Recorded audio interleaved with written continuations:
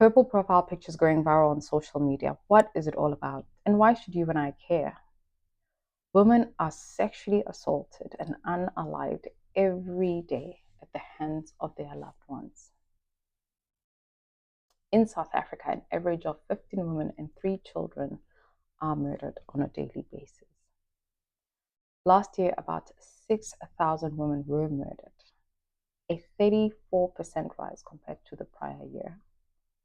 A child is sexually assaulted every 3 minutes. 1 in 2 women in South Africa has been sexually assaulted. A moment of silence for these staggering statistics.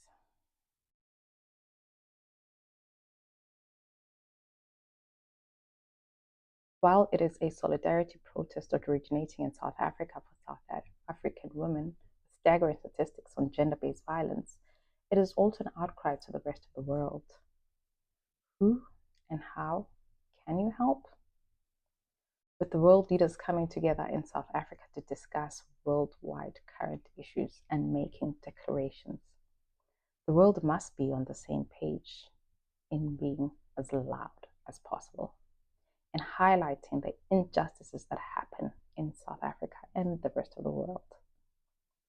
With the G20 summit leaders gathering together in Johannesburg, these presiding leaders have to address the far more hideous issue that is facing many countries, and that is femicide. With countries such as Austria, Denmark, Iceland, and Ireland in attendance, to name a few, these countries have the lowest crime rates to none. This is why this G20 summit is the perfect event to exchange solutions. The average man today struggles to find their place in the protests against gender-based violence against women, as they often assume guilt. These crimes are mainly committed by their gender. Men across the board can help by also advocating against these crimes by spreading awareness on their socials and communities. Men have the responsibility to respect and understand fully the word consent, and how important it is that women can speak up for themselves and not fear backlash from their loved ones. Is posting about gender-based violence, femicide on social media going to make any difference? Yes. 1,000 times yes. Social media gives a voice to the voiceless. Acknowledge this action. These conversations foster healthy communication lines between primary partners. This awareness campaign should be a conversation starter. These conversations should take place in homes where it is absolutely pivotal to discuss the gender-based violence and femicide topics. Social media posts allow young, growing men access and the opportunity to ask their parents what femicide is and how they are affected and how they can help. This purple profile picture virtual protest will bring awareness and reach groups that would predominantly not have access to such information.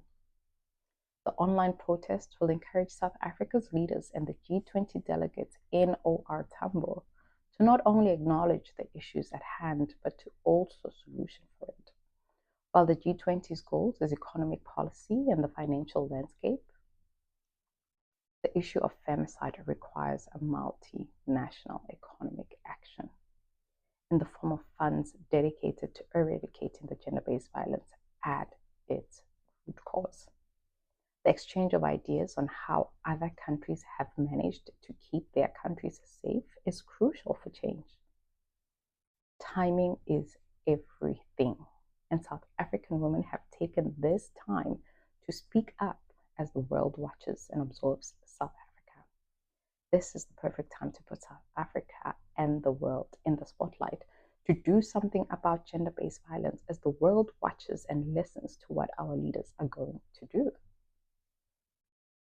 South Africa, Venezuela, Afghanistan, Haiti, and Jamaica are among the top 10 countries that have the highest crime rates in the world. Why should you care?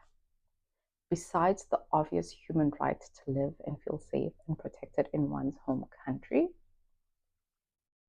gender-based violence and femicide are systematic issues that can be prevented. Everyone needs account. Everyone needs to account for how they contribute to it, including myself. South Africa is a patriarchal, male-dominated, misogynistic place that needs a worldwide wake-up call. South Africans are not trying to embarrass their leaders as the world comes to wine and dine in diplomatic meetings and share small talk.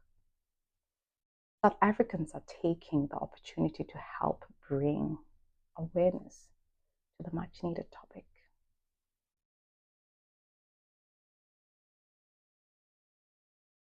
South Africa needs the world to make noise about femicide the same way the world has discussed climate change, the re-election of President Trump, mortgage rate interest rate hikes. Gender-based violence and femicides are as important, if not more. In the same depth that today we have recycle bins, electric cars, solar and renewable energy. To help combat climate change, we need gender-based violence and femicide initiatives to be addressed with the same level of investment. What difference can be made, you ask?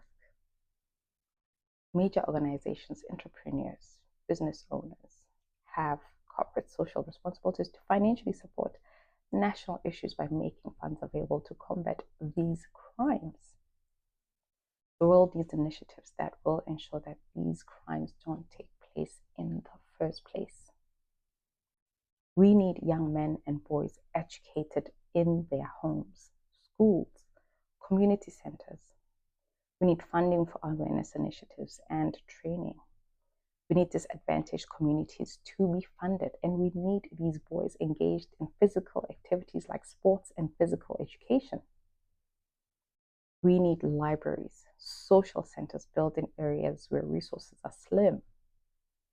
We need to keep our boys busy because they need it to help regulate their innate stress levels. Which groups should be prioritized? Marginalized groups, third world countries, developing economies. These groups suffer the most from these issues as they have the highest unemployment rates. When boys and men are not busy working on their dreams and they don't have outlets to help them release their pent-up energy, they get bored. When our boys get bored, that's a worldwide detriment. Boredom leads to teenage pregnancies, child-led and single-parent households, HIV/AIDS ridden communities because people have sex for fun. Because they have nothing else to do but to have recreational sex. Unemployment and inequality are at the root of toxic masculinity, where boys and men are merely existing and watching their counterparts thriving in foreign countries. The lack of funds in any community rears the unhealthy masculine, as there are no resources to inform, train, and/or educate. The largely documented single parenthood in these communities also speaks to the lack of responsibilities, the lack of role models in homes and/or father figures in the community. Have things always been this bad in South Africa, you ask? South Africa is a 32-year-old democracy, a formerly apartheid-run system that segregated races to different rules and limitations. Some say that life was better under the white supremacy as the government worked. Does that sound familiar to you? One global leader said, "Your country works. It runs efficiently." This statement came after comparing South Africa to other African countries like Nigeria. To give an example, Nigeria is one of the leading economies in Africa, though basic systems such as electricity management are heavily disproportionate.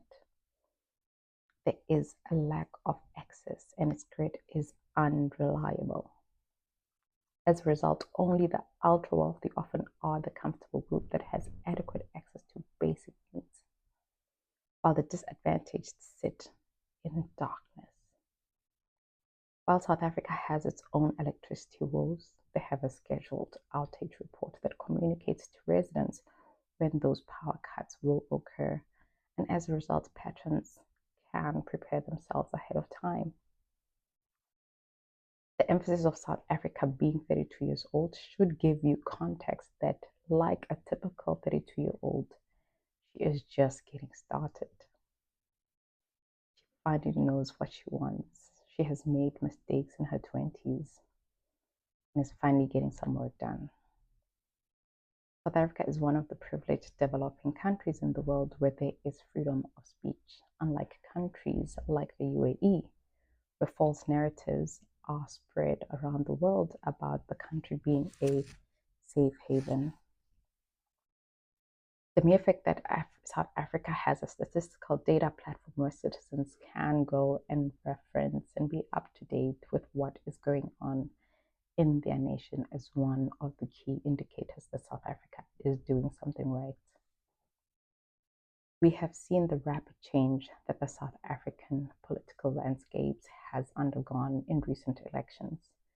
We have seen the creation of new parties being voted into parliament to make policy changes. The country's leadership has changed for the better in the sense that young, vibrant, diverse groups of leaders are in public office and they are leading the changes that many have been asking for.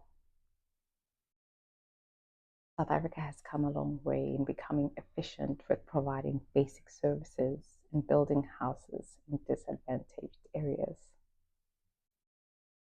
SA is one of the few countries in Africa and continent that has LGBTQ rights. Employment has doubled since 1994. The country has seen an increase in wealth in previously disadvantaged groups, myself included. Access to education to the poor has improved, and the country's debt has gone down under the democratic system. Poverty trends have been on a downward trend. There is more economic stability with the national budget that is publicly addressed. Economic diversity with careers in agriculture, mining, arts, and media is vastly more available for most. My concluding thoughts: I encourage you to change your social media profile to purple to stand in solidarity with the Women of Change, nonprofit organization that strives to bring awareness and resources to affected victims. I encourage you to have the uncomfortable conversation with your niece, sister, mom, cousin, wife, girlfriend, partner, work colleagues, to have the uncomfortable conversation on how you can help change the rhetoric, on what you can do to change the world that we all live in.